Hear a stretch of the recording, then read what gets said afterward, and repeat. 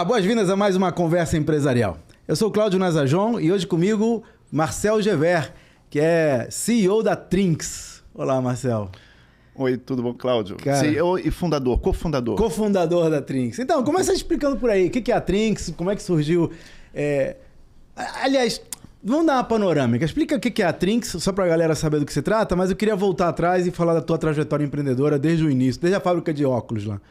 A Trinx ela é uma plataforma de tecnologia para negócios de beleza. O que significa isso? Né? Você tem consumidores de um lado, né, que consomem negócios de beleza, e você tem os empreendedores da área de beleza. Né? Então, ela é uma plataforma que não só faz a conexão, né, desses consumidores com os empreendedores, mas também ela ajuda esses empreendedores a gerir, né, em todos os aspectos dos negócios deles. A gente está falando de salão de beleza, barbearia, clínica de estética. O consumidor sou eu que vou lá cortar o cabelo, esse cabelão mais aqui. ou menos você é. Isso. E o empreendedor é o dono do salão. Exatamente. Tá. Exatamente. Pô, muito legal. Esse é o nosso negócio. Então vamos avançar um pouquinho mais. E como é que foi a trajetória da Trinx? Quando começou? Começou, o primeiro piloto foi ao ar em 2012, né? E a ideia inicial, a gente estava pensando no consumidor final, né? No B2C, na pessoa que queria marcar alguma coisa numa barbearia, num salão de beleza e tinha que ligar. Na época, ligava-se para os lugares, né?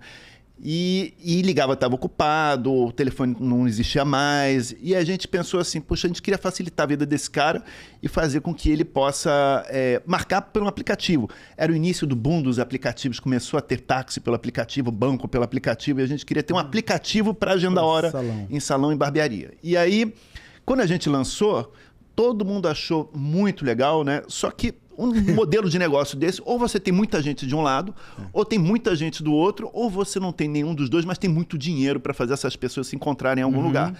A gente não tinha nenhum dos três. Né? E aí, nesse momento, a gente olhou um para o outro e falou, o que fazemos então? E a gente notou que havia uma demanda de tecnologia por parte do empreendedor do segmento de beleza no Brasil. Né? Um segmento que estava bombando já, né? E a gente achou, por que a gente então não serve esse cara? E aí o nosso coração passou a estar direcionado para o empreendedor da área de beleza que precisava de tecnologia. Não necessariamente para a agenda, mas para o ERP, vamos dizer assim, né? Para a parte de gestão do salão. Gestão é uma palavra ampla, né? Que a gente entregava a gestão na essência, né? Que é o mínimo de informação para ele gerir, né? Que é uma coisa básica. Automação, né, que é fazer ele ganhar tempo e diminuir a chance dele cometer erros e ter perdas e fraudes. E relacionamento com o cliente dele, que isso é um negócio muito importante para quem tem um pequeno negócio de beleza, né? Para pequeno negócio de qualquer coisa. Né?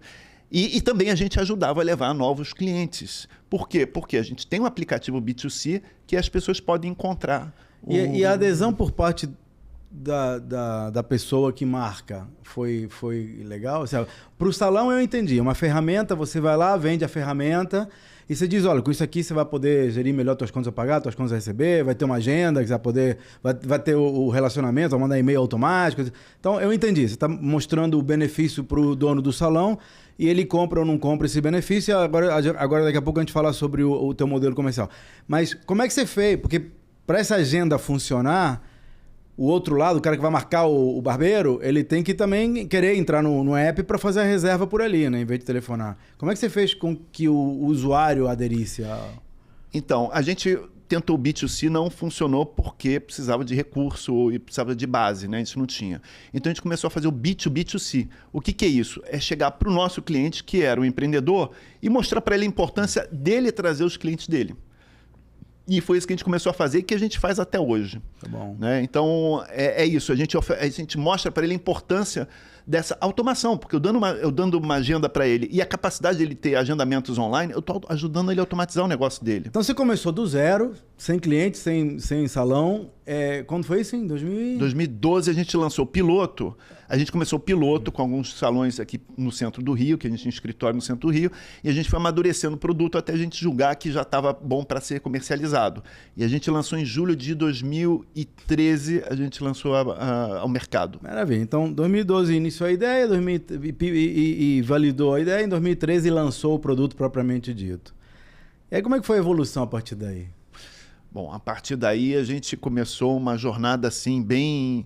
A ideia do produto é de democratizar o uso de tecnologia em pequenas empresas, né? Ok. Não só pequenas e médias empresas.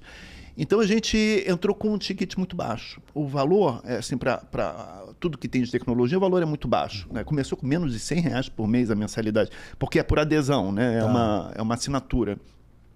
Então a gente começou primeiro fazendo muito corpo a corpo em eventos, feiras, parcerias com Sebrae, entidades assim.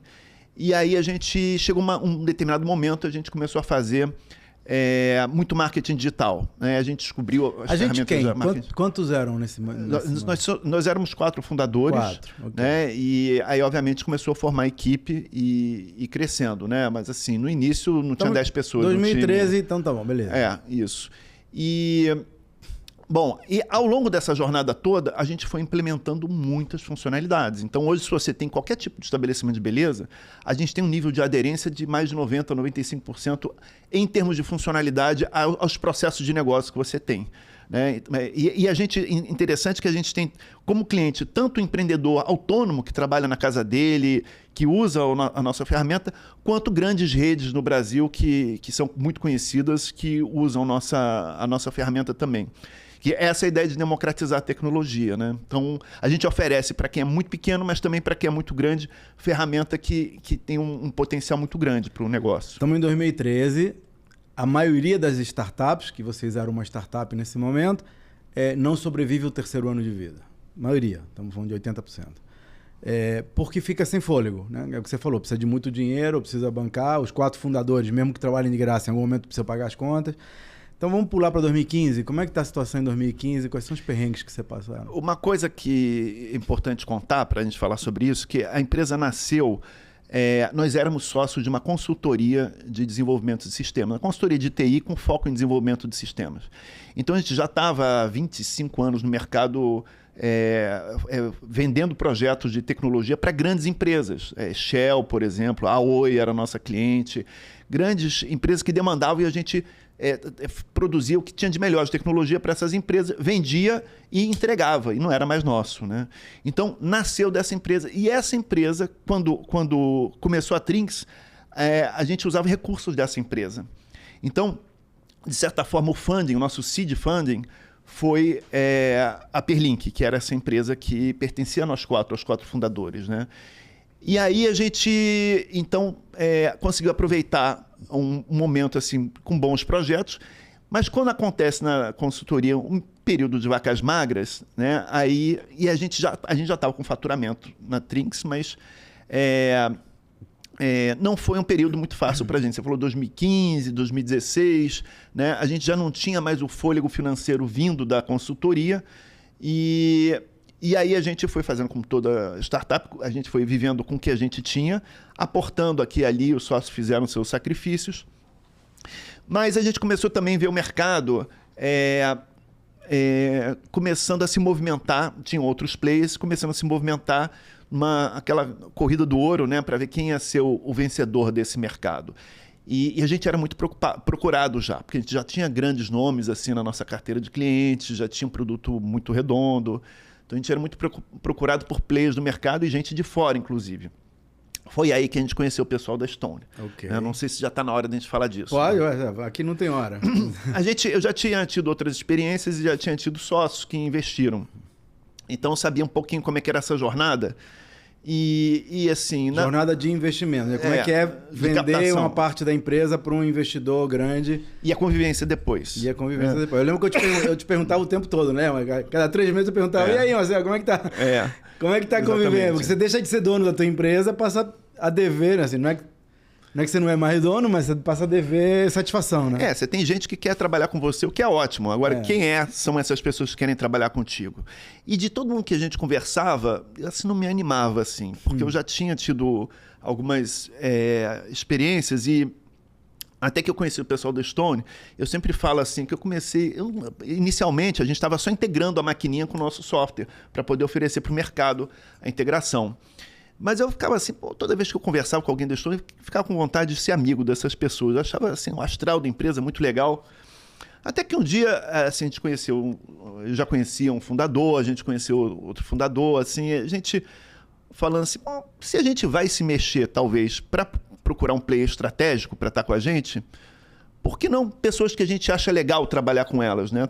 E a gente estava achando legal, porque a gente já trabalhava com a Estônia na venda das maquininhas. Foi então quando a gente procurou e foi procurado, né? Era um movimento que estava acontecendo, a Estônia tinha acabado de fazer a IPO e era da estratégia dela começar a investir em empresas de software, né? Então, eles só para contextualizar aqui, a Estônia trabalha com maquininhas de pagamento. Ela dá para os empreendedores a maquininha. Em vez de você passa lá o Visa, o Mastercard, eles são hoje um case de sucesso.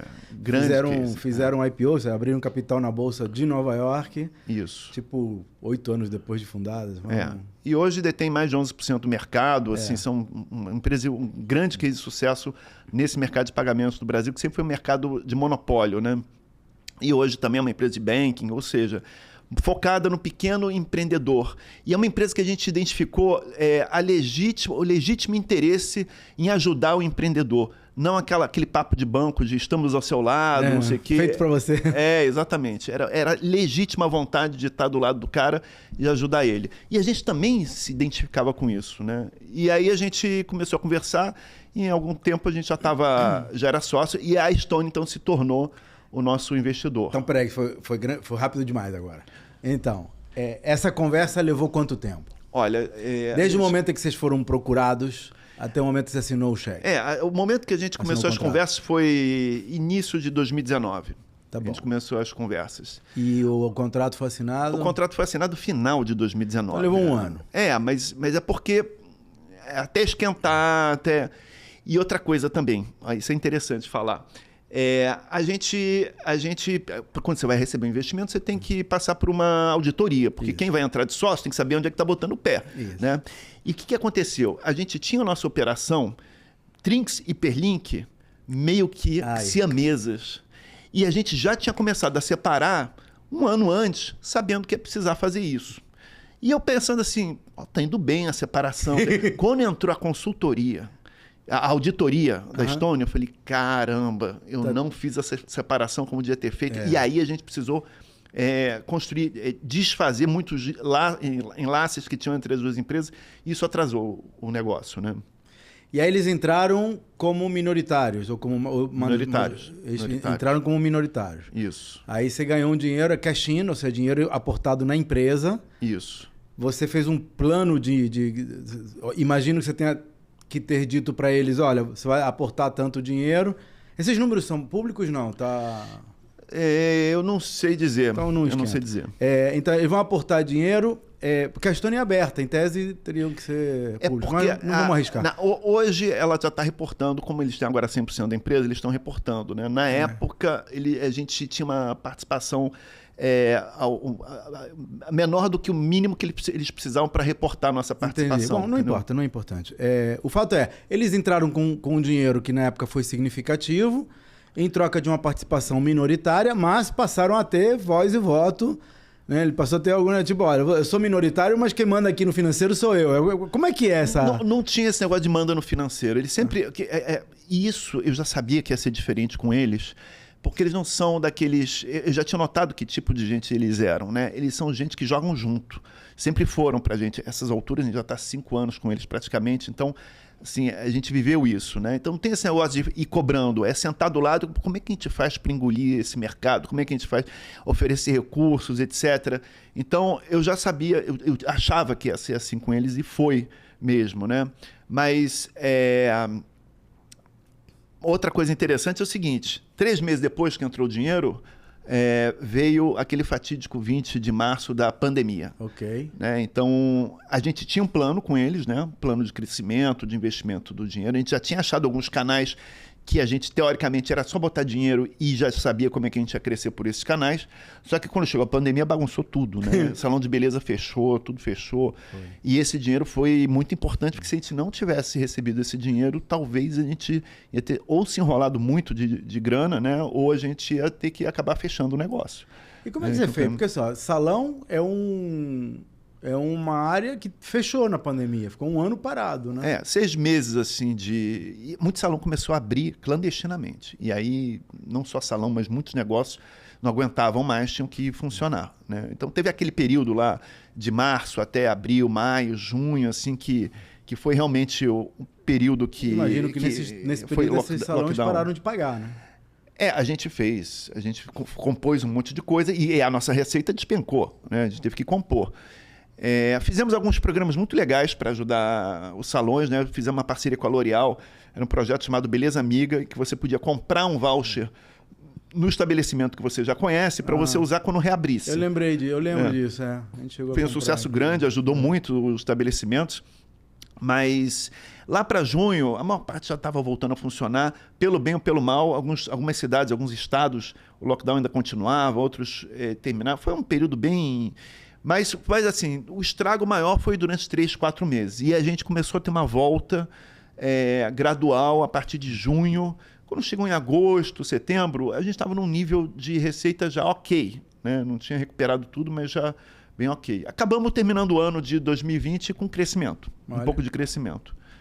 Caramba. Mas foi bem difícil. Mas assim, tudo para falar que o dinheiro entrou um pouquinho antes e a gente foi pego de calça curta e tinha um plano, né? Mas aí o plano começou a ser sobrevivência, né? Pois aí você usou o dinheiro para pagar o aluguel e aí quando voltou ao normal, que você precisou do dinheiro para o plano já não podia ser esse, porque o dinheiro já não dava. A gente teve que refazer tudo, né? Teve que refazer tudo. E aí, como é que foi evoluindo essa relação entre vocês e a Stone? Porque hoje, pelo que você me falou, a Stone adquiriu 100% da Trinks.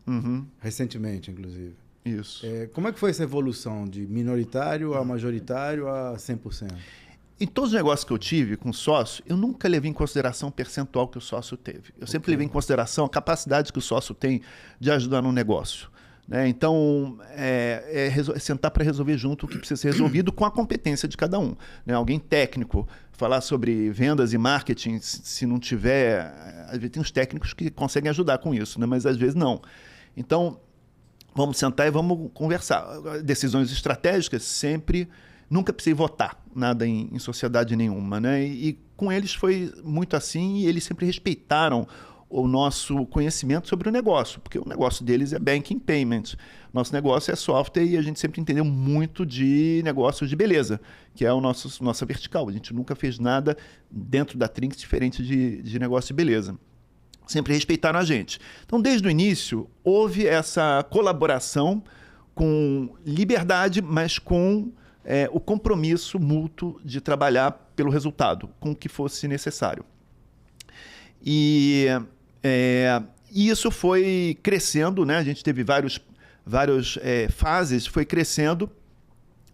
E o nosso objetivo, desde o início, nesse movimento, não era só por causa do funding, obviamente. Né? A gente tinha uma visão de que, no futuro, como já está acontecendo lá fora, no futuro, tecnologia e payments vão estar juntos para o pequeno e médio varejo. Né? E a Stone começou já com essa visão também. Por isso eles se interessaram por tecnologia e software. Né? E a Stone hoje é uma empresa também de tecnologia. Porque a maquininha pela maquininha, tudo bem, assim, você tem diferencial. A Stone tem um diferencial enorme, que é a qualidade do atendimento e a tecnologia também. Então quem usa sabe qual é a diferença das outras maquininhas, dos outros concorrentes. Mas quando você agrega tecnologia, você pode ir muito mais longe no que você pode fazer pelo pequeno empreendedor. Então, essa é a visão que a gente tem hoje na Stone, que é de convergir... Presta atenção nisso, hein? Quando você agrega a tecnologia, você pode ir muito mais longe, muito mais rápido do que se você for sem a tecnologia. Pronto. Então, a estratégia desde o início era a gente levar serviços bancários e financeiros para o cliente através da tecnologia, numa experiência muito melhor do que a experiência de um banco, por exemplo. Mas você está saindo da pergunta. Como é que foi essa aquisição gradual dele? Foi planejada antes? Não foi gradual. Tipo, comprar... existia uma conversa. Existia uma conversa e até existia um dispositivo que permitia eles comprarem um pouco mais. Ok. Né? E aí, quando esse dispositivo venceu, a gente tinha uma série de questões da Stone mesmo, de reestruturação, e não rolou. Mas sempre houve a intenção, o interesse deles em função desse viés estratégico em tecnologia. Então foi algo natural que a gente foi conversando e surgiu. E eles foram conhecendo a gente cada vez mais confiando na gente enquanto empreendedores, né? E no negócio enquanto potencial, e no mercado. O mercado de beleza, o mercado que a Stone está em todos os mercados, né? Porque ela atende pet shop, oficina mecânica, loja, tudo, né? Esse de beleza é um mercado que para ela é estratégico e tem alguns não para, fatores, né? que... Não é vender chapéu, o negócio está sempre, quanto mais gente tiver, mais salão vai funcionar. Exatamente. E então, vamos dar um fast forward, vamos avançar um pouco. Como é que foi essa... Quando é que começou a se falar em comprar a Trinx, em a Stone virar dona 100% da Trinx? E eu acho que foi... É porque sempre teve conversa, então, né? como aconteceu? Como aconteceu? Quando? Como é que foi o processo, né? A gente vive dentro da mesma casa, né? Porque a gente trabalha junto, né? Então, tem aquelas conversas que são planejadas e tem aquelas conversas que são, assim, no cafezinho, né? Então, numa dessas conversas de cafezinho, né? Obviamente que não foi por acaso... Jura? No cafezinho, Marcelo, não quer vender a Trinx, não? Não, era aquele papo, né? Que a gente tinha de aumentar a participação, né? Olha. Para bom entendedor, meia palavra já basta, né? Então, já tinha entendido que havia esse interesse, né? Mas, obviamente, para convergir os interesses, assim... a Stone é uma empresa enorme, né? Mais de 15 mil funcionários, é um faturamento gigantesco. Então, tem muitas frentes, muitas estratégias. Então, a conversa depende muito mais do timing deles do que do nosso. Obviamente que a gente tinha, né, as nossas necessidades também como fundadores da empresa, né? Mas a gente sabia que tudo dependia do timing deles, né? Da condução deles do negócio, né? E aí no cafezinho você disse, não, pode ser, faz a proposta aí que a gente pensa, é isso? Exatamente, de forma natural, né? Isso, como tudo tem que ser de forma natural. E aí veio a proposta e você gostou da proposta e vendeu. Assim, não é tão simples, né? Então, tem uma negociação, tem algumas questões, né? Somos 4 fundadores, mais um sócio que entrou também, que é amigo nosso, e aí tem que convergir, né? Cada um tem sua realidade, sua necessidade. Você sabe muito bem como é que é essa coisa de costurar a venda de um negócio, né? Não é nunca simples, né? Vamos lá, convergiu, vocês venderam, isso foi recente, né? Quanto tempo foi isso? 6 meses? Tem 6 meses. Né? Tá. E aí você tem um período em que você ainda continua trabalhando. Provavelmente tem um earnout, tem um valor que você vai receber se atingir determinadas metas. Isso. Então, que é a cenourinha, né, para os antigos donos continuarem ali para fazer render o máximo possível e entregar aquilo que foi prometido. E depois de 2 anos, então você fica livre para fazer o que você quiser. Imagino que tem um non-compete, talvez. É o modelo padrão, né? Você tem um período que você tem um variável para receber. Você vai ganhar ações da Stone ou tudo em dinheiro? Pede para eles lá me darem as ações. Não querem, é mesmo? Normalmente, às vezes, rola ações, né? As ações da Stone... Eu já tenho ações da Stone, na verdade, né? Tá mas, bom. na verdade, assim, a gente está lá dentro e a gente sabe como é que a empresa é tocada com seriedade, né? Então, isso nos interessa. Mas, nesse caso, especificamente, a gente não fez... Tudo negócio cash. com ação. Tá bom. Então, eu vou falar de futuro daqui a pouco. Futuro do futuro, né? Quais são teus planos, se é que existem para daqui a 2 anos. Mas antes eu queria contextualizar um pouco essa história. Porque as pessoas olham para um cara como você e dizem, porra, o cara montou a Trinx em 2019 e já, porra, e vendeu por não sei quantos milhões em 2024. Cara, o cara é um gênio, é um unicórnio e o cara... E ele esquece de ver que o Marcel tem uma história pregressa, né? Que você acabou de falar aí, eu tinha a Perlink, que tem 25 anos, que era perrengue, porque você vende elefante, você vende um elefante por mês, né? Para você poder, numa empresa de serviços sob demanda. E você antes teve, já que falamos em elefante, foi sócio do elefante. Conta um pouquinho da tua trajetória empreendedora pra gente, desse passado, dessa fundação para você poder montar uma Trinx em 2019, 2013 e vender em 2023, menos de 10 anos depois, por sabe-se lá quantos milhões, mas assim, é um número significativo porque você está feliz com essa venda. Então, e provavelmente está em algum lugar, se a gente procurar na internet, a gente acha porque a Stone é uma SA, então deve ter esses números abertos. Como é que foi a história? Como é que foi a fundação? Como é que foi a preparação do Marcel para poder chegar nesse Marcel de 2013 que montou a Trinx e vendeu em 2023?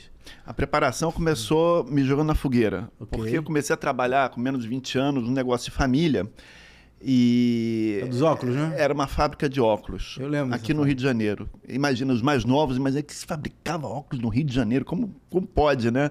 Então era um negócio de família, porque a família já há muitas décadas trabalhava com importação de óculos. Em determinado momento o governo proibiu as importações, né? E aí a família começou a fabricar. Comecei a trabalhar com meu pai e com meu avô. Como é que vocês fabricavam? Vocês faziam molde? Ah, um negócio que era muito legal. Era muito, eu adorava, eu morro de saudade. Eu acho que você foi na fábrica uma vez. Eu fui. Né? Você chega na fábrica, eu adorava mostrar a fábrica para os meus amigos. Era ali do lado da Nasajon, né? Isso. Adorava mostrar a fábrica para os meus amigos. Hoje, desde que a gente vendeu a fábrica, chega um negócio de tecnologia, você vai mostrar um escritório com um monte de gente com um computador na frente. Não, tem graça hoje não nenhuma, tem nem né? escritório pra mostrar. Hoje eu encontro com as pessoas lá. Eu tive num evento agora em São Paulo. Eu quero não sei o que, eu vou te mostrar a minha empresa, não sei o que. Eu falei, pois é, eu não posso devolver com a mesma moeda, porque a minha empresa hoje não existe mais, tá na nuvem ainda. O processo era bem legal. Era chapa de acetato, que é como uma chapa fina assim, de 6, 8 milímetros. A gente trazia da Itália. O principal fornecedor era na Itália. E a gente cortava em pedaços e ficavam tabletes. Esse tablete entrava um pantógrafo com 2 fresas e cortava o buraco de dentro do olho. Deus. Depois entrava outro pantógrafo e cortava o de fora do olho. E depois entravam outras operações que era tudo manual, né? Era tudo Anos 80. usinado, cara? Era 1 a 1 a parada? Esse é o tipo de produção, são os óculos de mais alto nível Gente que do tem. céu. Esse tipo de processo chama fresado, óculos fresado. Tinha óculos injetado de plástico também. Eu acho que pra mim esse óculos era injetado. Não, hoje em dia você tem materiais de injetado que são muito sofisticados, mas assim, Zerezes, por exemplo, que está fazendo o maior sucesso hoje, tem o mesmo processo de fabricação que a gente tinha, fresado. Esses de madeira? Era de madeira Zerezes, né? Agora o principal matéria-prima deles é acetato fresado. Mas né? hoje tem corte a laser, tem impressora 3D. Meu filho trabalha com impressão 3D, ele faz coisas do arco da velha. Eu não sei como é que tá, eu me afastei há 30 e poucos anos do ramo, eu não sei como é que tá a impressão 3D de óculos. Eu não vi nada até, mas você tem... Estão fazendo quando dente de 3D, Marcelo. Quando eu vendi, entendendo. mas é porque você tem óculos, ele tem componentes, assim, é componentizado o óculos. Eles fazem mas separado. quando eu vendi tinha um negócio chamado comando numérico. Que Então, era bem para maneiro. controle das máquinas, né? Isso era bem maneiro. Os robozinhos bem maneiro. da época. Que pegava o tablete, jogava lá dentro e ele saía cortando tudo e Sensacional. entregava. Então, aí vocês fabricavam, então vinha o acetato da Itália, você fabricava. Quem definiu os modelos? Você tinha designer lá? Então, era um negócio bem... Isso é um negócio que eu curti a beça. Eu era responsável por uma linha de produtos. Eu tinha um cara que era um maquetista. Então, eu ia, às vezes, no camelódromo lá, pegava um óculos lá que eu achava legal, passava numa ótica de algum amigo, pegava um outro óculos, chegava pro maquetista e falava assim, olha, pega o interno desse óculos aqui, pega o talão e a ponte desse outro aqui, faz alguma coisa aí pra gente ver. E aí ele faz, fica legal, e depois ele... Tudo na mão, assim. Aí depois, ficando legal, a gente fazia o molde e mandava para as máquinas, né? De maneira bem simples, era isso. Mas era muito legal. Era muito legal. Fabricar era muito legal. Vender era um perrengue. Porque aí Mas você tinha uma margem boa. Eu aquele... lembro que a margem da época, e eu posso falar porque não foi você que me disse, era tipo de 8 a 16 vezes o custo de produção. A gente teve várias fases, né? Porque o que aconteceu? Acaba contando a minha história, né? Acabou acontecendo a determinado momento, o governo fez um movimento contrário. Isso é Brasil, né? Fez um movimento contrário. Liberou as importações e com uma alíquota progressiva caindo, e a gente com ineficiência enorme operacional, Brasil, né, não se preocupava com eficiência, foi concorrer com os coreanos. Não tinha chinês na época, era coreano. Aí a gente começou a sofrer e as margens começaram a cair muito. Foi o momento que a gente começou a ver que ia ter que sair do negócio e a gente vendeu a fábrica. Então, acho que eu conheci a fábrica nesse momento. Você estava vendendo a fábrica, até que você tinha um estoque ali. Eu não me lembro nem se eu comprei alguns. Acho que eu devo ter comprado alguns. Você comprou. Algumas armações. Você estacionava o carro ali do lado. Foi, você, Eduardo. exatamente. Então, e aí você vendeu a fábrica. Conseguiu vender? Vendeu? Como é que foi esse processo de venda? Foi um processo meio que forçado? Foi bem interessante isso. Foi ali... Eu comecei a tomar gosto por esse negócio de ter negócio e você vê que o negócio pode ter uma liquidez. Quer dizer, o negócio não é uma prisão para você, você pode vender ele. Como eu falo sempre, desde que você não queira vender ele. Se você não quiser, você acaba vendendo.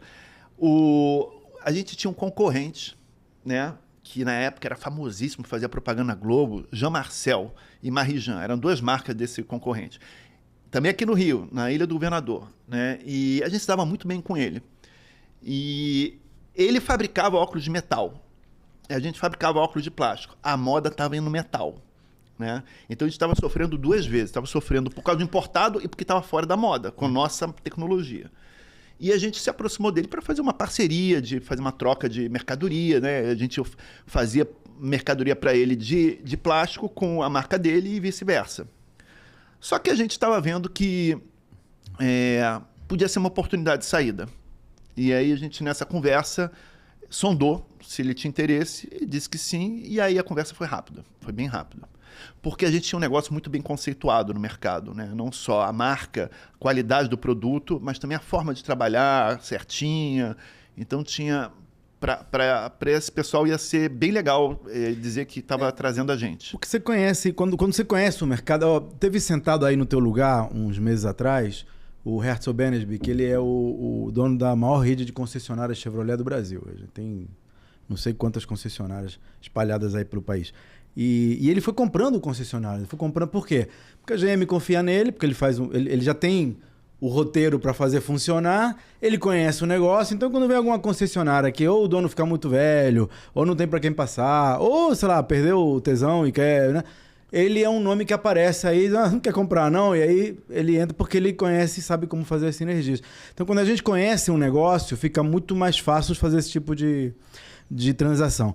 Muito bem, aí você vendeu a fábrica de óculos pro cara, e aí foi fazer o quê, cara? Você tinha o quê? 40 anos na época? Não, tinha 30 Então, tá 30 no auge, tá entrando no Mas segundo terço, que eu brinco com meus filhos que eu tô no terceiro terço já, então tá na hora de usufruir. Eles estão no segundo terço, primeiro terço você tá construindo a base. Segundo terço é quando você faz bombar, né? Que muitos médicos esquecem disso, que essa hora que você adquiriu a expertise, em vez de ficar flat ali até morrer, cara, essa é a hora de fazer crescer, multiplicar, é o que eu chamava de empresa vendável há pouco tempo atrás. Então essa fase de você fazer, já aprendi como faz, já sei como faz uma empresa, vou fazer outras, ou vou investir em outras, ou vou criar outras, já sei fazer. Não tem por que ficar flat ali, ficar parado. Então esse é o segundo terço. Terceiro terço você já começa a querer mais viajar pelo mundo. Então, aí você tá no teu segundo terço, tá começando aí, tá no auge, tá? O que você faz? Não sei se era auge, mas assim... É o auge, cara, é o auge, 30 anos. Eu curti muito o momento que a gente... Assim, é uma pressão grande que eu tava vivendo, porque o negócio estava indo muito mal e problemas... Não tinham grandes problemas financeiros, mas a tendência era a gente se enrolar com grana. E quando vendeu foi um alívio grande. Fora que chega uma hora, a gestão de um negócio de comércio, de varejo e atacado, como e indústria, que você tem transformação, assim, tem muito detalhe, era muito pesado, né? E eu passei um tempo aí conversando com gente, entendendo o que estava acontecendo no mundo aí fora. Porque você fica imerso dentro do negócio, você ainda mais resolvendo pepino. E aí foi muito legal esse período. E o que estava acontecendo em 1997? Um negócio novo chamado internet.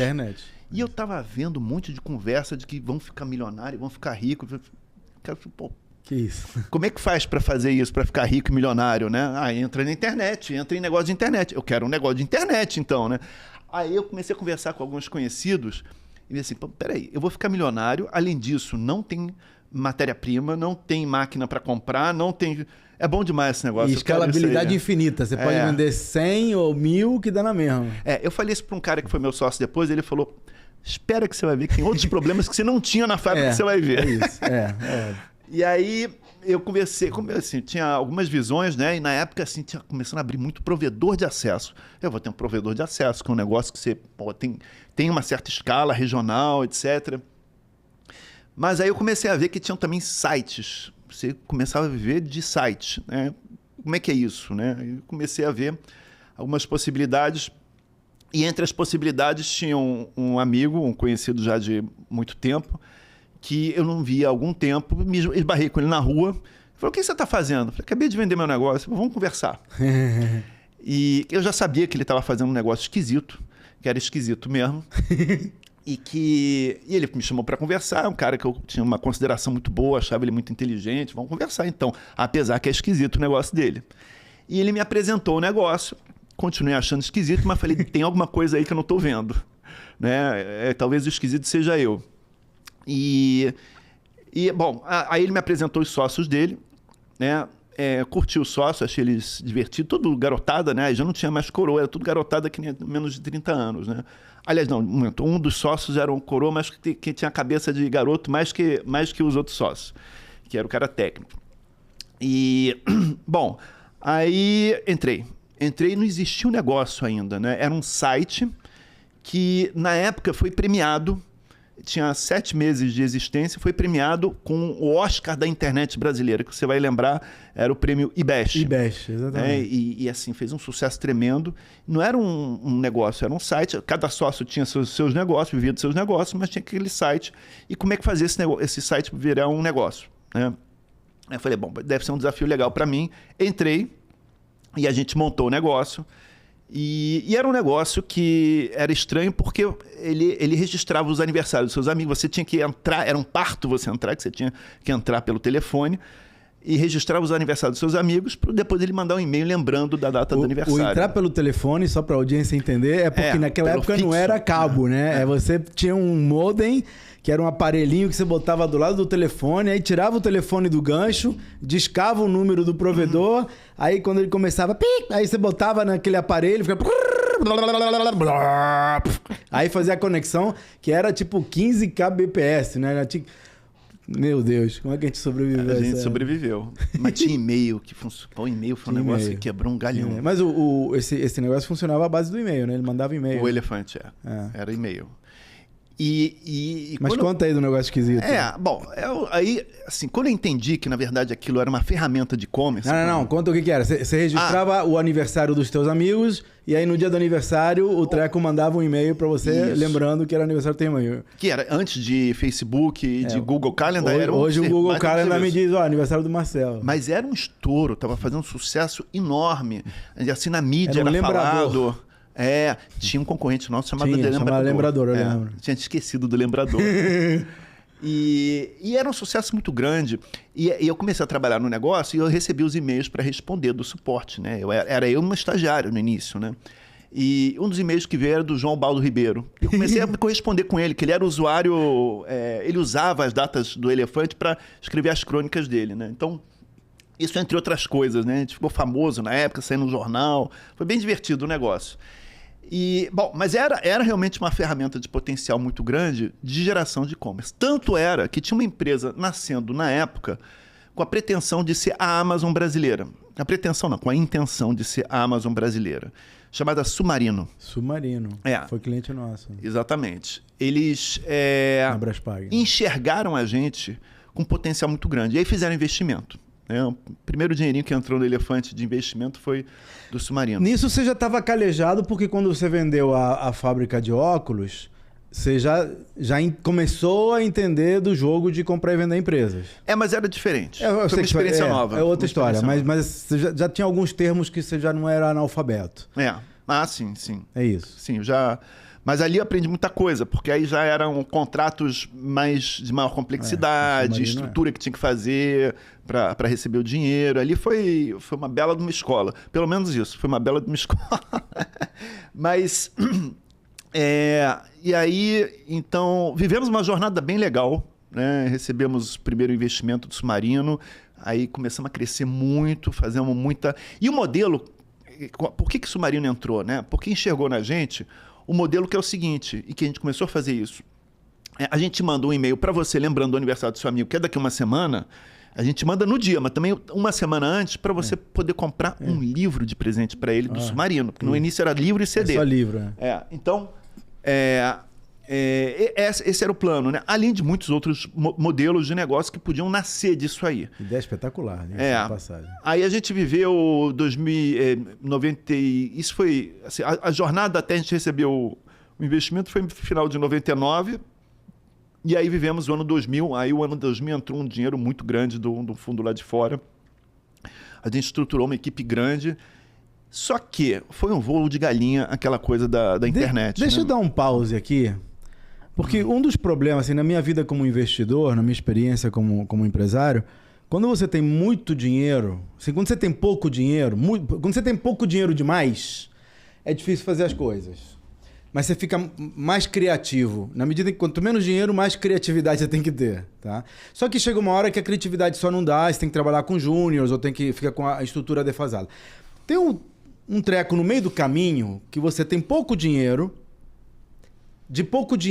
mas o mínimo suficiente, até suficiente dinheiro para não entrar na ostentação, em que a tua criatividade é boa, você tem que realmente tem que tirar daqui, botar de lá, que é o que a gente estava falando agora no almoço, pouco antes de começar aqui, eu vou tirar daqui, botar de cá, vou fazer umas mudanças, porque meu orçamento é o saco é um só, né? E tem um momento em que o dinheiro é ilimitado, e aí o cara começa a fazer besteira. Eu já vi muito isso. Eu já fiz isso. Né? Em algumas vendas que eu fiz de empresas de investimentos, fiquei com muito dinheiro e, cara, você sai gastando. E aí depois você diz, caraca, como é que eu gastei isso? Quando entra, eu já vi isso em muita empresa, o dinheiro entra do investidor sem muito controle. Hoje os investidores profissionais já botam isso em tranches, né? Então, te dá de 6 em 6 meses, te dá um tequinho, pra você não torrar tudo. Mas mesmo assim entra muito dinheiro, porque o investidor também não quer ficar controlando o teu caixa. E isso é um problema. Assim, se você me perguntar quais são os principais ofensores de uma startup que recebe investimento, eu diria para você que um dos ofensores é receber dinheiro demais e acabar torrando em coisas que não são eficientes. Aconteceu isso contigo? Muito. A gente vivia o sonho de receber um checão, né? Era um sonho que a gente tinha antes, todo o potencial que a coisa tinha e com a perspectiva de vender o negócio com uma margem muito grande, né? E quando o dinheiro entrou, o sonho virou pesadelo, né? Porque é isso, a gente vê a necessidade de crescer. E se você pergunta para o investidor, eu perguntei isso para o investidor uma vez, um americano, eu falei, a gente está torrando muito dinheiro. Ele virou para mim e falou assim, "You're doing fine." Eu falei, cara, eu tô torrando o dinheiro do cara e o cara fala para mim, "You're doing fine." Eu fiquei meio assim, perdidão. E esse era o jogo mesmo, né? Porque assim, um dia eu ouvi assim, uma coisa assim de, tipo, se eu não gastasse na velocidade que eles esperam que eu gasto, eles podiam até me acionar por gestão temerária, de ficar segurando dinheiro e deixar. Não, mas é isso, exatamente. Eles Eles sabem que você vai desperdiçar 50%, mas não sabem quais 50% você desperdiçou. É mais ou menos como com a propaganda, né?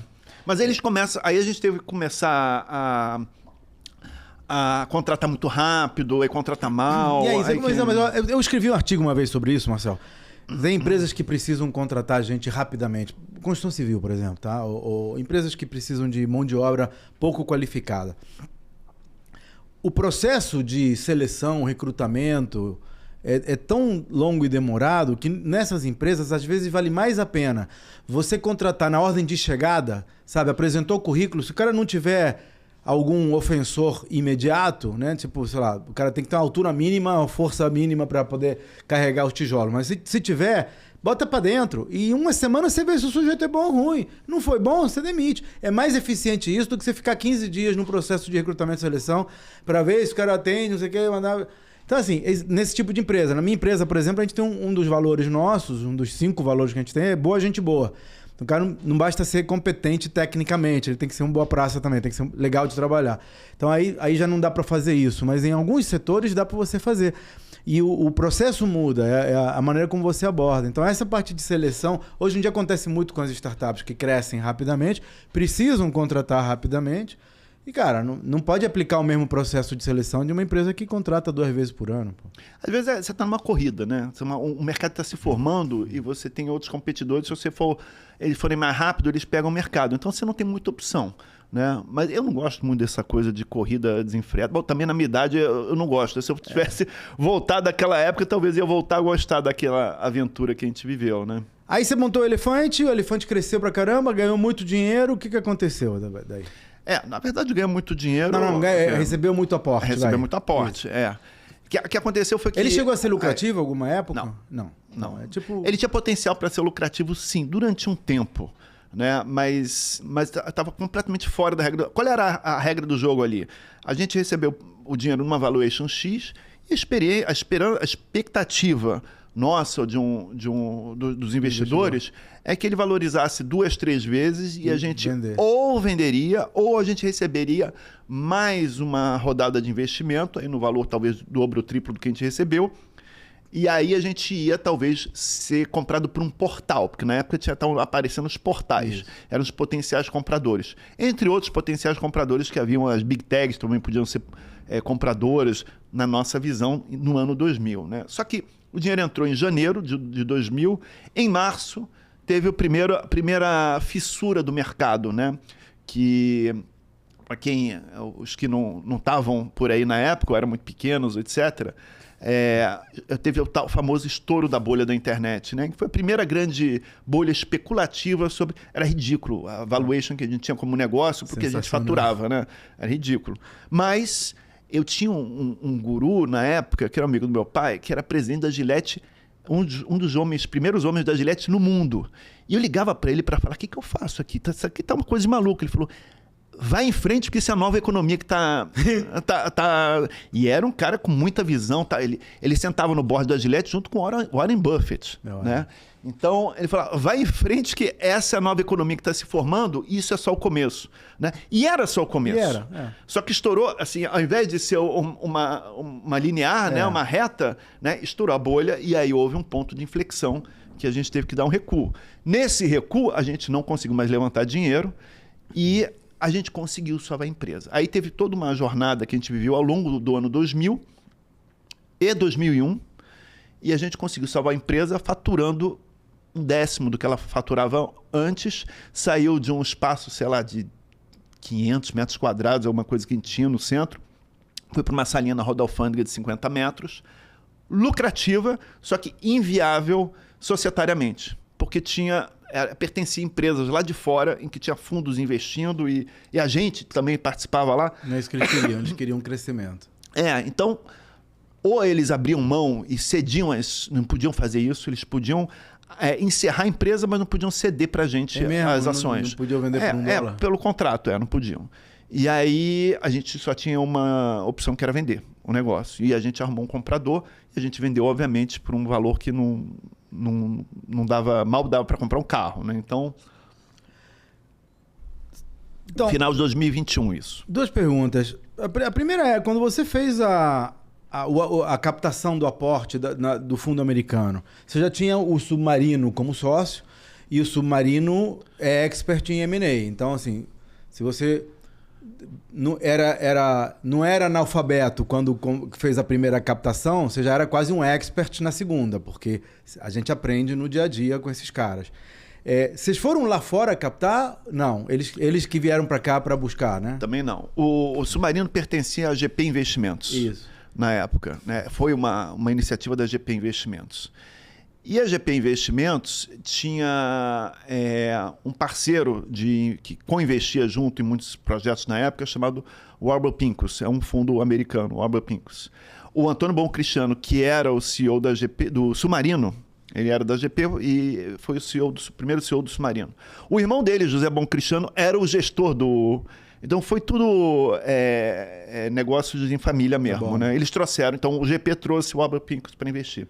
Você sabe que hoje, as empresas que eu mentoro e que vão buscar captação de capital, eu digo: olha, você pode até brincar por aqui, aprender o jogo, entender como é que funciona a valuation, earnout, entender como é que funciona esse jogo de captação, mas na hora que você for captar de verdade, vamos lá fora, porque os múltiplos são outros, é muito mais...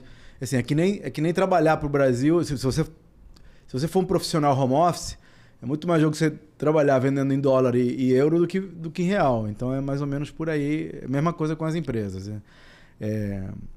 Bom, mas vamos continuar aqui. Então, essa é a primeira pergunta. A segunda pergunta é: você chegou a perceber que o elefante, como o serviço de lembrete, ele tinha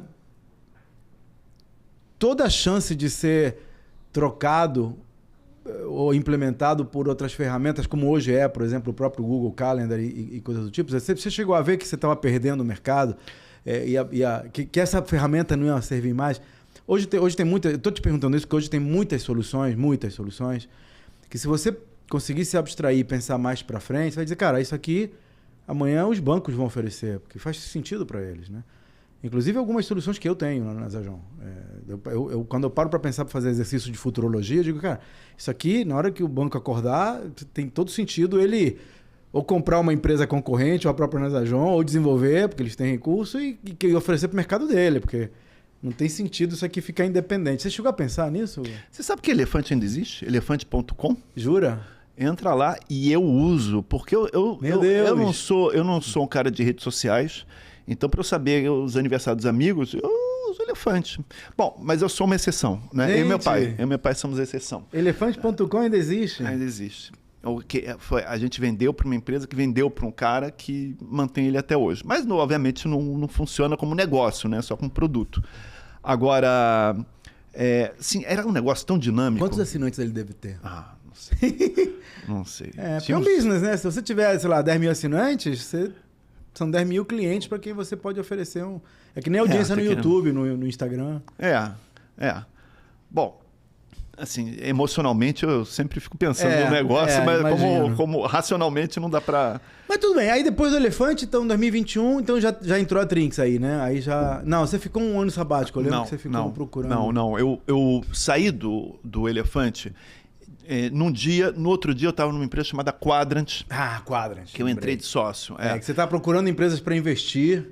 E era uma turma que eu já conhecia e me chamou, achavam que era um gênio da tecnologia, da internet, que tinha tido uma trajetória linda. E era. Assim, eu achei, se eles acham, eu não acho que eu sou, mas se eles acham, vou lá para mostrar para eles que eu sou. Aí eu fui lá. Respeito muito até hoje. Aí eu fui numa de assumir o comercial e marketing, que nunca foi minha praia, eu sou um cara de finanças e estratégia. Engana bem, viu? Mas Aí eu entrei na Quadrant e é uma empresa que foi vendida depois para Lynx. Eu não participei da venda, mas foi vendida depois para Lynx. E eu fiquei... Que foi comprada pela Stone. Foi comprada depois pela Stone. Mundo pequeno, né? Mundo dá voltas, né? Mas... E aí eu fiquei pouco tempo. Eu fiquei 1 ano e meio. Porque eu entrei num momento assim... Por vários motivos, né? Mas eu entrei num momento que a empresa tinha vivido uma trajetória de crescimento intensa e tinha parado de crescer. Tinha parado de crescer e era expectativa de todo mundo, dos sócios, que a empresa crescesse, minha inclusive, porque eu entrei com uma valuation que não foi baixinha. Não foi uma valuation assim, justa, mas não foi baixinha. Então, se não crescesse, eu ia ficar com... Assim, primeiro que eu já vinha de uma jornada em que eu ainda tinha 30 e poucos anos e estava esperando alguma coisa que me oferecesse essa possibilidade.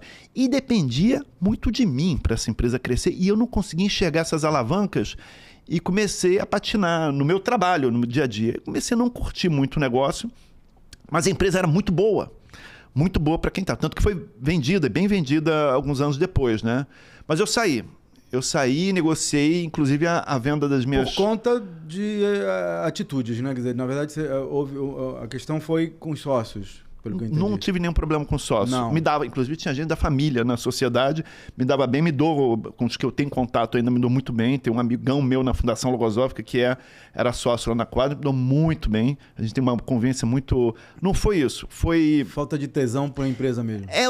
O momento que eu entrei do negócio e a capacidade que eu tinha de contribuir com o negócio, com o meu perfil. Né? Que eu entrei realmente na ilusão de que eu era um cara bonzão e topava fazer qualquer coisa acontecer. Eu estava vendo que eu não estava conseguindo fazer acontecer, né? E os sócios também estavam vendo isso. Então, minha saída foi uma coisa meio que natural, né? Só a iniciativa partiu de mim, mas eu tenho certeza que todo mundo entendeu que não fazia sentido naquela missão que eu estava, então foi curto, né? Mas era uma empresa muito boa e o produto era muito bom. Tecnologicamente, nem tanto, mas o produto, assim... o posicionamento, né, e as funcionalidades eram muito bons. Bom, aí eu passei um tempo buscando e aí eu entrei numa de quero de novo achar meu novo elefante, assim, alguma coisa assim com um potencial enorme, e eu comecei a me interessar muito pelo mercado de telefonia, que já tinha vivido no final dos anos 90 aquele movimento das privatizações. Mas eu ainda enxergava... Então, já tinha passado pelo grande momento, mas eu ainda enxergava muita coisa para acontecer no mercado de telefonia. E aí comecei a olhar, procurar muita coisa. Olhei impressão descentralizada, conversei muito com o pessoal, quase entrei nesse negócio também. São negócios que eu, se tivesse entrado, tinha perdido tudo, porque não existe mais impressão descentralizada, porque não tem mais impressão. Né? As contas chegam em casa por e-mail, não chegam mais pelo... E telefonia também agora virou WhatsApp, né? As operadoras de telecom viraram, não são mais prestadores de serviço, viraram antenas que te dão um acesso ao sinal de internet. Ninguém fala mais com voz. Então, você vai lembrar, vídeo por assinatura. Gente, você lembra que você me botou em contato com a Michelle? Lembro. Que era um negócio muito legal. Teria, assim, tava fora do tempo, na verdade. Mas tinha conversas com a NET, eu me lembro. Tinha conversas com a NET. Era uma tecnologia que permitia as pessoas verem os vídeos na hora que elas quisessem. E não só vídeo na hora que a televisão passasse. Isso ia ser sensacional. Fiquei bem interessado por isso. Mas todos esses negócios eu percebi que era um negócio grande demais para minha capacidade de conhecimento, minha capacidade de investir. Eu ia precisar me juntar com grupos maiores, assim. Mas eu fiquei muito interessado e justamente essa incerteza em relação ao futuro é que eu acabei não entrando. O que aconteceu em 2000, que eu saí da Quadrants em 2003, em 2004, eu entre esses negócios, quase um ano depois, menos de um ano, uns 10 meses depois, entre esses negócios todos que eu estava vendo, eu já estava ajudando a minha esposa e a sócia dela num negócio de consultoria que elas tinham que chamava Perlink. Era um negócio bem pequeno, mas muito redondinho. Funcionava muito bem, que elas eram muito boas profissionais e os clientes da Perlink adoravam elas duas. Adoravam. Bem imparcial, na verdade. Não. Assim, a gente ganhava dinheiro com esse negócio. Eu ajudava elas no financeiro. Era um negócio que não tinha sede, era um escritório virtual e as pessoas ficavam alocadas dentro dos clientes. Consultoria lá no final dos anos 90, início dos anos 2000, funcionava assim, consultoria de TI. Né? Hoje o formato é um pouco diferente, é muito mais na mão das grandes empresas, mas na época tinha muitas pequenas consultorias que prestavam serviço assim. Elas eram uma delas e elas concorriam com grandes players como Accenture, IBM, dentro dessas grandes empresas. E elas conseguiam prosperar e crescer dentro desses clientes. E eu via esse negócio crescendo, enquanto eu estava procurando aventuras, eu via esse negócio crescendo. Um dos projetos que eu estava avaliando era pegar um software jurídico, que a gente prestava serviço para as empresas com software jurídico, transformar num produto para vender. E a gente começou a trabalhar em cima disso, mas a consultoria estava indo tão bem que a demanda por mão de obra, a demanda por recurso estava muito grande e a gente acabou priorizando a consultoria e não foi adiante disso. Quando eu olhei, eu me vi trabalhando com elas, fui convidado pelas duas para entrar no negócio de cabeça. Né? Aí já não, mas ajudando, assim, porque no início eu emitia as notas no fim de semana, fazia as cobranças e era o meu hobby ficar ajudando elas no financeiro, para não perderem tempo com isso, né? E quando eu me vi lá para 2004, eu já estava mergulhado dentro do negócio, curtindo, que era um negócio que eu adorava o formato, que é aquela graninha que entrava todo mês. Né? Era o reloginho que entrava e dava para sacar e a gente vivia bem com esse dinheirinho. Eu falei, isso é um modelo diferente, que é um modelo que eu sempre gostei, mas que eu fui seduzido por esse negócio de grandes aventuras e ficar milionário. Aí eu comecei a descobrir que a gente pode ficar milionário também se a gente junta um pouquinho ao longo dos anos e das décadas, né? Não foi bem o caso com a Perlink, a gente não ficou milionário, mas viveu bem. Né? Vivemos uma trajetória com a Perlink desde que eu entrei, eu vivi uma trajetória dentro da Perlink desde que eu entrei, que ela já vivia uma trajetória muito legal, de 2004 até 2011, mais ou menos, 2010, 2011, de muito crescimento e de muitos negócios legais que a gente fez. A gente até que não conquistou muitas contas, não. A gente prospectou muito, né? Mas em consultoria é bem cruel esse negócio de serviço. Você entra em concorrência que a turma joga preço lá para baixo, depois entrega qualquer coisa. Mas fizemos muito negócio. A gente fez um merge com uma empresa de tecnologia que tinha algumas tecnologias que a gente não dominava, a gente precisava deles. Fizemos uma joint venture com uma outra empresa que estava junto com a gente dentro da Shell e a gente conseguiu prosperar mais dentro da Shell, que era um cliente muito importante, era o principal cliente nosso na época, né? Incorporamos um outro negócio, então a gente fez assim muita coisa legal, mas lá pelas tantas, o ciclo de crescimento natural que esse tipo de negócio teve começou a entrar na fase de altos e baixos, né? E consultoria, quando é altos e baixos, na hora que você está pegando o dinheiro dos grandes projetos, você está tendo que bancar a equipe que fica ociosa, né? Foi então quando surgiu a ideia da Trinx, né? Muito bem, então vamos terminar aqui a nossa conversa falando um pouco de futuro. Você acabou de vender a Trinx, então você tem aí quanto tempo aí de... A gente combinou de ficar pelo menos 3 anos. 3 anos, já passou 6 meses, tem 2 anos e meio aí. Então tá, 2 anos e meio, você é um garoto. O que é combinado, né? O que é combinado, mas a gente adora trabalhar no que a gente trabalha. Inclusive porque a gente sabe que o nosso trabalho no mercado de beleza ainda está começando. Tem tanta coisa para fazer dentro desse nosso propósito de ajudar o empreendedor. Então, assim, o que a gente tem combinado é ficar esse tempo, mas a gente não sabe, muito provavelmente no final desse tempo a gente vai olhar e vai falar, gente, mas a gente não fez nem metade do que a gente tinha que fazer para se sentir realizado. Você tá cheio de testosterona aí, quer dizer... Eu não sei se é isso que chama, né? Nada de aposentar, né? Quer dizer, vamos... Não, tô te vendo aqui com maior tesão, querendo fazer acontecer e tal. E a pergunta é, só que agora você vai ter dinheiro no bolso. Então, assim, dinheirinho. Então, aí você tem aquele... Sabe aquele que eu tava te falando agora há pouco, desse intervalo entre mínimo suficiente e o máximo saudável, né? Você vai ter dinheiro para fazer besteira. Então, como é que você vai administrar esse teu futuro próximo? Para a gente contar para a audiência aqui o que eles podem esperar quando eles vendem uma empresa e entra... Vender empresa mal, tudo bem, mas quando você vende bem, quando você vende e fica contente, fica satisfeito e querendo trabalhar, né? Não estou vendendo para me aposentar. É que, na verdade, trabalhar, a gente não pode parar de trabalhar nunca, né? Esse negócio que a gente vai botar o dinheiro no banco e o banco vai cuidar da nossa vida, não costuma acabar bem, né?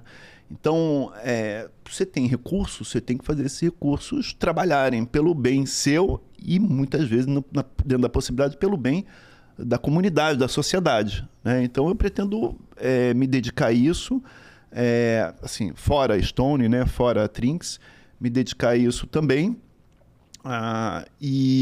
Bom, você sabe que eu gosto muito de um negócio chamado Logosofia, né? Que é um estudo assim que é sensacional, um negócio que faz muito bem para o indivíduo, porque oferece para a gente a prerrogativa de enxergar uma vida muito mais ampla. O que é a Logosofia em 30 segundos? Em 30 segundos é um estudo que nos permite ser um ser humano muito melhor, enxergando uma prerrogativa muito mais ampla para a vida. Mas isso não é uma parte só, né? Porque não é ser um ser humano melhor, fazer boas atitudes, mas é entender qual a nossa missão enquanto ser que tem que viver uma evolução, né? A vida nos é emprestada, eu tenho que devolver. Que juros que eu vou...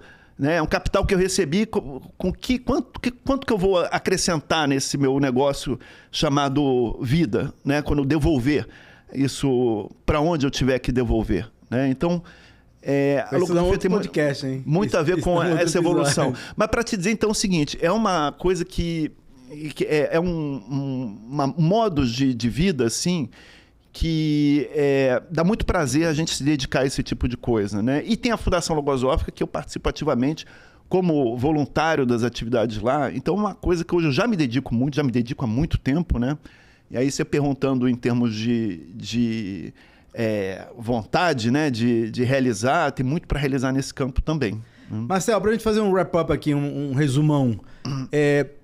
3 decisões que você faria diferente hoje, voltando para trás? Ixi, pô, tinha que ter me avisado antes, hein? É de propósito.